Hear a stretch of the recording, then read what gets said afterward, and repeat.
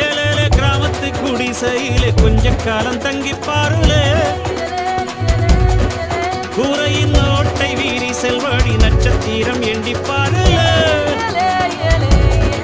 கூவும் செல்போனின் நச்சரிப்பை அணைத்து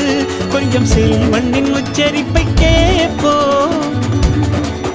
வெறும் காலில் செருப்பின்று நடந்து மண்ணோடு பேசிக்கொண்டு போவோம் மழலைகள் ஆவோ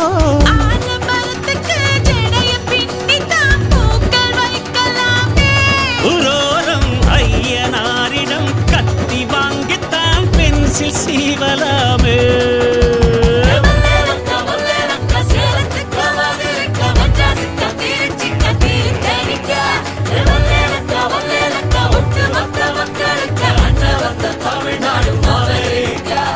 காவிரி யாரும் கை குத்தல் அரிசியும் மறந்து போகும்.